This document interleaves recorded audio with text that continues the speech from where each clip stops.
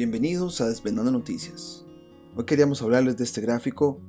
Ya lo habíamos mostrado antes en el canal cuando hemos hablado de las oscilaciones del clima, de las manchas solares, y quizá lo mostramos de una manera general nada más para dar la idea de que el mundo ha pasado por oscilaciones calientes y frías y que este concepto de cambio climático básicamente ha sido un mal uso de la palabra para control de masas, pero de que hay cambio climático de caliente a frío o de frío a caliente lo hay, y se ha repetido en maneras pequeñas y después también en maneras grandes. Le llamamos cambios micros o cambios macros. Tenemos muy claro que la historia ha sido modificada. De hecho, propuestas como las de Fomenko, en la que se agregan 1000 años, muy posiblemente pasó. Sin embargo, ¿qué podemos hacer con ese dato? O sea, ¿qué podemos hacer con el hecho de que, nos inventaron 1000 años? ¿Cómo lo podemos aplicar para algo? Es un dato que simplemente nos confirma que posiblemente modificaron la historia. Ahora, esto de los ciclos, micros y macros, a nosotros nos ha cerrado muchísimo, porque no importando cuánto han modificado o cuánto han cambiado la historia, los libretos y la secuencia de eventos de un imperio levantándose y luego cayéndose y luego uno nuevo entra en escena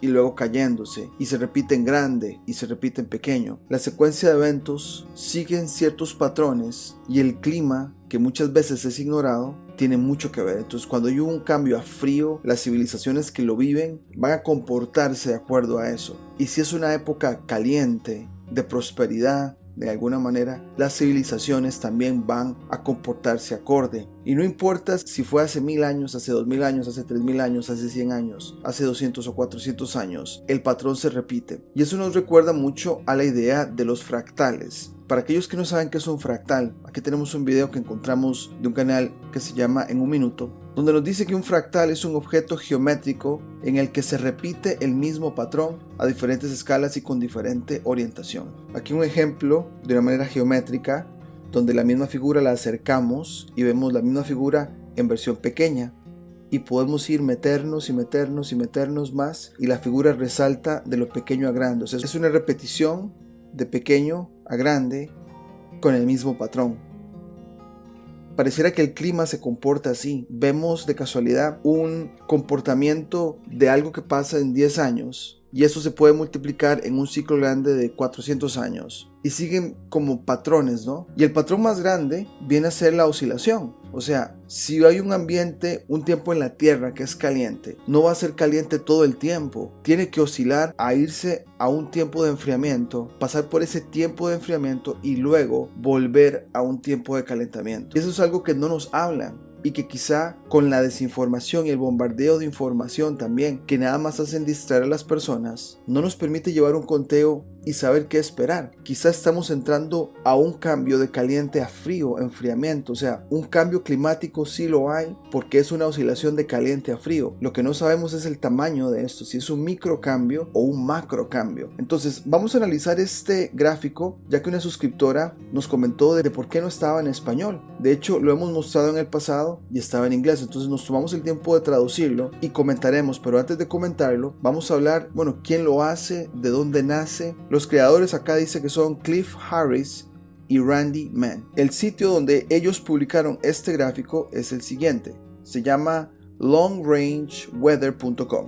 Y vamos a leer un poco la introducción como para que sepamos, de dónde toman los datos. ¿Son solamente manchas solares? ¿Es algo más? Es bastante complejo llegar a un cálculo de esta manera, aun cuando la historia ha sido modificada. Queremos que eso quede claro. Pueden modificar la historia que quieran. Sin embargo, sí podríamos rastrear que estamos en oscilaciones. Y lo más importante acá es, vamos hacia una oscilación en dirección a enfriamiento, o nos quedamos en calentamiento por un rato. Acá dice: la información de este sitio web muestra el clima y las tendencias históricas desde aproximadamente el año 600 a.C. hasta la actualidad. Gran parte de estos datos fueron recopilados por la Weather Science Foundation en Illinois entre principios y mediados de la década de 1970. Estamos hablando más o menos 50 años. En un momento se emplearon más de 60 personas para recopilar datos en todo el mundo. Desafortunadamente, la financiación de este proyecto se evaporó y la Weather Science Foundation cerró sus operaciones. Sin embargo, parte de esta información única se le dio al climatólogo Cliff Harris. Por un acuerdo, Cliff no usó ni publicó nada de esta información durante 30 años. Haremos una pausa porque nuestra serie La Glaciación hablamos de esto. ¿Qué pasa en 1970? ¿Qué pasa en la década de los 70? Hay un cambio de sistemas de recolección de datos en cuanto al clima. Estaciones que medían la temperatura son cerradas. Nos inventan el asunto de los satélites, que siempre va a quedar en cuestión si realmente son satélites o no, pero el fin era centralizar todos los datos para entonces decirnos las temperaturas que supuestamente están en cada lugar en el que estamos. No sé si a ustedes les ha pasado que checan su teléfono para ver cuál es la temperatura en este momento, y ese dato donde estamos recibiendo esa temperatura es una serie de estadísticas a una base centralizada donde te dan ese dato, pero si no lo corroboramos con un termómetro real, nunca sabremos si nos están diciendo la verdad o no. Pero ese cambio a centralizar los datos se da en la década de los 70. Entonces tiene sentido que se le pida a esta fundación. Hasta ahora se pueden ver estos datos que al parecer este señor Cliff conservó y que lo compartió en este gráfico. Bueno, dice por acá, la Weather Science Foundation trabajó con la climatología de la Tierra. La ciencia de la climatología se ocupa del lado estadístico del tiempo. Involucró la investigación a largo plazo del clima de una región en particular o de la Tierra. Se estudiaron muchos factores para llegar a sus conclusiones, como las temperaturas de la superficie del mar en los océanos, particularmente en el Pacífico, el niño y la niña. Y hacemos otra pausa por acá porque también hemos hablado del ciclo del niño y la niña. Son ciclos que oscilan. El Pacífico se enfría, el Pacífico se calienta. Y cuando se enfría, mucho del clima frío se viene para América, porque las aguas llegan frías y afectan las corrientes de viento también. Después dice por acá la dendrocronología, que son los anillos de los árboles, los ciclos volcánicos, los ciclos de las mareas, los ciclos de las manchas solares. O sea, estamos hablando de manchas solares más otro montón de variables. Dato del lecho de los lagos, muestra de núcleos de hielo, migraciones humanas y escritos antiguos. Entonces, nos parece que construir este gráfico con todos estos datos lo hace aún más creíble, porque entonces no se está basando simplemente en manchas solares, se está basando en núcleos de hielo, anillos de árboles, los ciclos naturales del Pacífico, en lo que es el niño y la niña, y otro montón de cosas. Luego por acá dice, el estudio determinó según la Weather Science Foundation que nuestro planeta pasa por ciclos climáticos a corto y largo plazo. Entonces, esta idea del fractal que les compartimos al principio resuena porque estos ciclos pueden ser a corto o a largo plazo. Lo que no sabemos es, bueno, ¿estamos hablando de un microcambio o de un macrocambio? Por esa razón seguimos investigando y seguimos tratando de entender, bueno, qué nos espera con el asunto del clima. Y sé que muchas de las tendencias de muchas personas es que nos controlan el clima. Por ejemplo, ahorita nos van a hablar del vulcanismo, cómo la geoingeniería lo que trata es replicar de una manera artificial lo que hacen los volcanes. Y no estamos hablando de la explosión como tal, sino cómo los volcanes a largo plazo enfrían la Tierra. Muchos de los tiempos que han sido fríos y de enfriamiento en la Tierra tiene que ver mucho con el vulcanismo. Pero bueno, acá tenemos una serie que se llama La Danza de la Lluvia para aquel que quiera ahondar más en todo este análisis histórico de la geoingeniería. Dice por acá, afectan el comportamiento humano. Estos ciclos climáticos obviamente van a afectar el comportamiento humano y los controladores y las élites lo saben. Las migraciones y patrones económicos que fluctúan ampliamente como los que hemos visto recientemente. Hubo 4 tipos distintos de patrones que se observaron desde el año 600 a.C. Ciclos tibio-húmedo, tibio-seco, frío-húmedo, frío-seco. Además, aproximadamente cada 500 años nuestro planeta también pasa por un ciclo de extremos de clima amplio.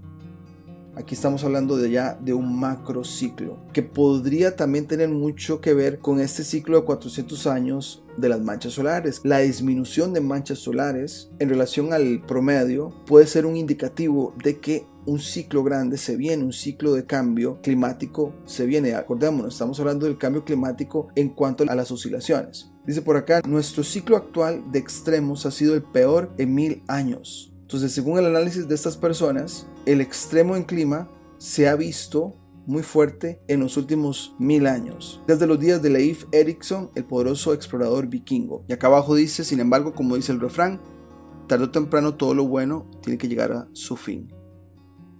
Hablando de que un ciclo tiene que terminar. Bueno, la mala noticia es que estamos esperando que ocurra el peor ciclo climatológico. Después de leer un poco de estos dos personajes que crearon el gráfico, sí hemos podido notar una influencia muy grande con las versiones oficiales de que todo tiene que verse de una manera negativa. Acá en el canal ya hemos hablado de que las personas que pasaron por la mini glaciación lograron adaptarse a ese cambio.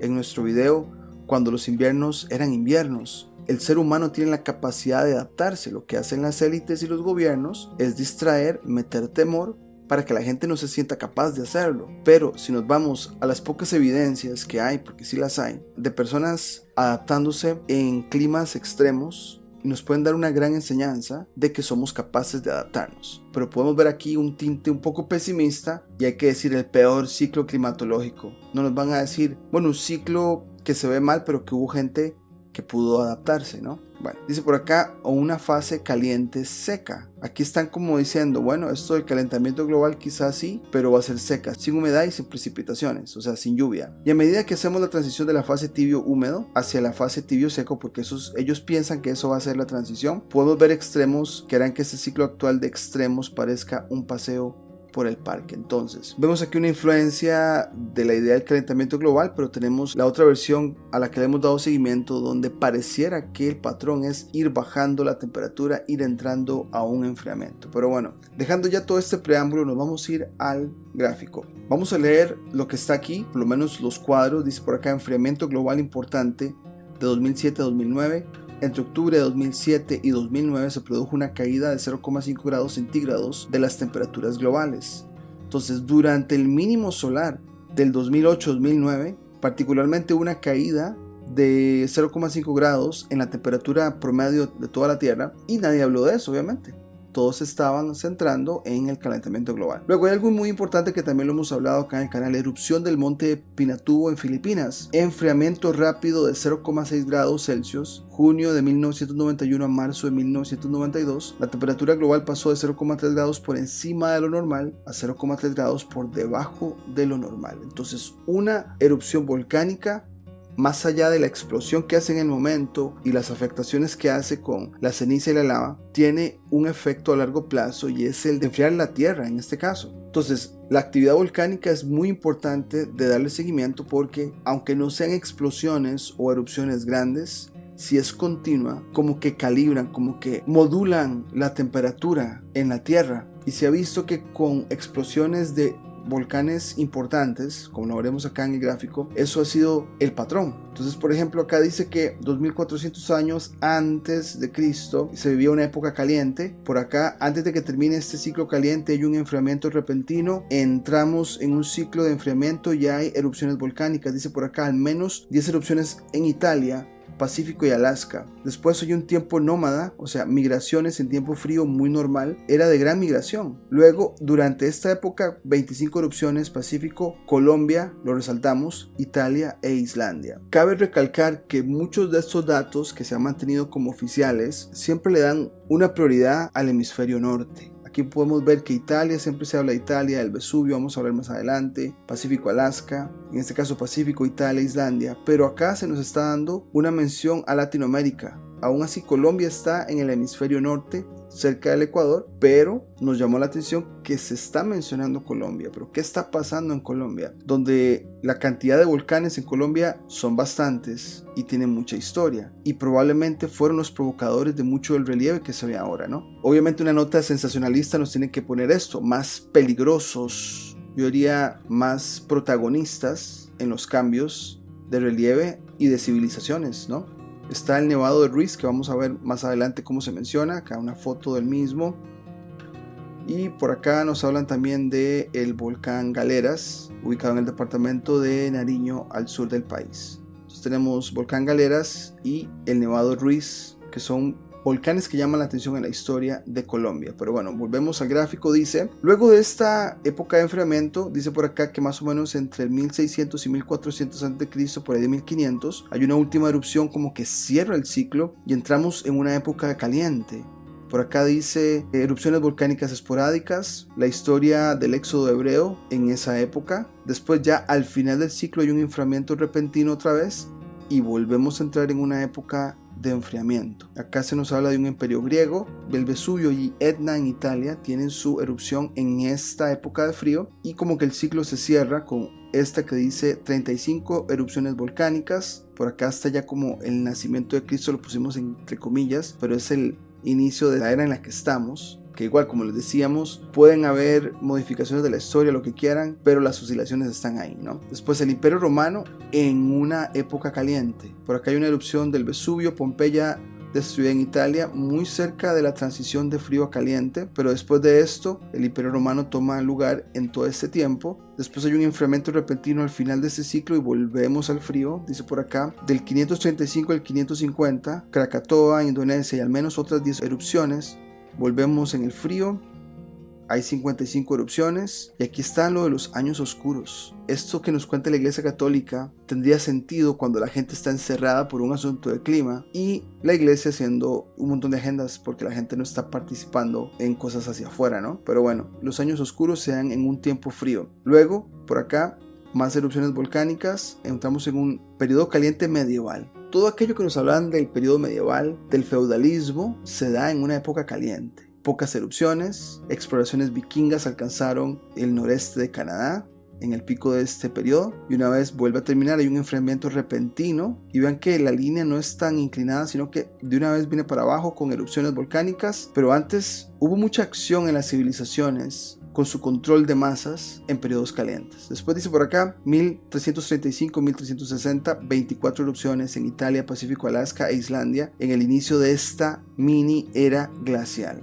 que por cierto nos menciona acá que al menos 90 grandes erupciones, 4 en 1660, que es la que hemos hablado en el canal también en el pasado. Entonces venimos en esa mini era glacial, hay más erupciones por acá, el Kelut en Indonesia en 1586, por acá muy agenda norteamericana, la fundación de este pueblo, uno de los más importantes como el primero de la costa este de Estados Unidos en 1607, será que se aprovecharon del frío y dijeron bueno, fundemos este pueblo por acá. Bueno, vemos muchas erupciones como el Vesubio en 1741, Papandayan en Indonesia en 1772, la Kagigar en Islandia en 1783, el monte Unzen en Japón en 1792 y el Tambora, del cual hemos hablado en el canal también, que se registra que fue una de las más fuertes, por lo menos en los últimos 200 años, más erupciones. Por acá el Nevado de Ruiz de Colombia en 1845 en la transición de frío a caliente. Y ya entramos más como en una época más actual. Por acá dice 1851 el monte Pili en Martinica, el Krakatoa en Indonesia una vez más, en 1883. Luego